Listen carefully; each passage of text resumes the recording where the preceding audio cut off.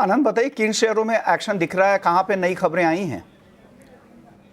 जी हाँ विश्वमोहन, अभी तक के बाजार की तरफ देखें तो अच्छा खासा कारोबार करता नजर आ रहा है बाजार। और जो सेक्टर सबसे बढ़िया प्रदर्शन कर रहा है वो है फार्मा का। फार्मा शेयरों में आज अच्छी खासी तेज़ी देखने को मिल रही है।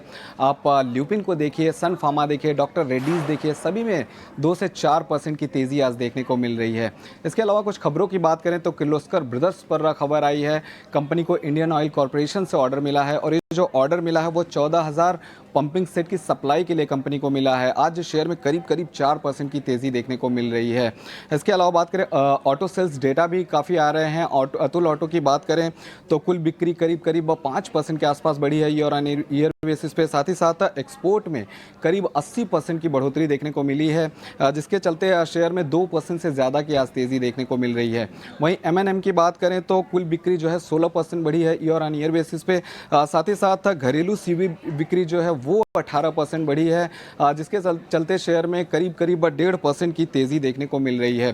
टाटा मोटर्स पर भी अपडेट आया है वाहन सेवा की तरफ से। मंथली पीवी रैंकिंग में कंपनी ने M&M और Hyundai को पीछे छोड़ दिया है। सितंबर में पीवी बिक्री करने वाली दूसरी सबसे बड़ी कंपनी बन गई है टाटा मोटर्स, जिसके चलते शेयर में आज करीब 5% की तेज़ी देखने को मिल रही है। और अंत में एक ब्रोकरेज रिपोर्ट की बात करेंगे। श्रीराम फाइनेंस पर मॉर्गन स्टैनली की ब्रोकरेज रिपोर्ट आई है। ओवरवेट की रेटिंग दी थी और ओवरवेट की रेटिंग अभी भी बरकरार रखी है और लक्ष्य जो है वो दिया है 785 रुपये का, जिसके चलते शेयर में आज 6% के आसपास की तेज़ी देखने को मिल रही है। तो 3 बजे तक ये सारे अपडेट्स थे जिनकी वजह से इन सभी शेयरों में आज एक्शन देखने को मिल रहा है। वाले स्टॉक्स है 3 बजे तक के लिए जो आनंद आपके लिए लेकर आए थे। शुक्रिया आनंद।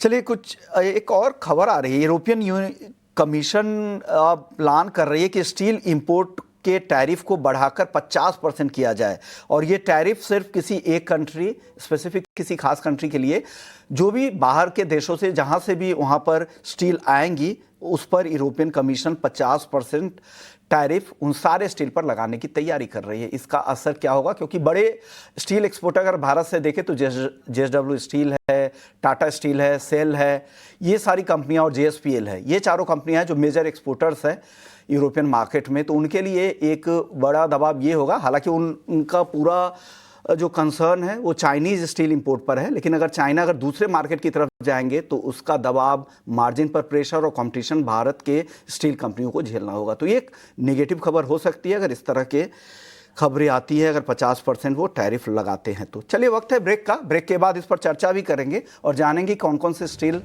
स्टॉक्स में कहाँ मौके हैं, कहाँ दूर रहना चाहिए। चर्चा होगी ब्रेक के बाद, जल्द लौटते हैं।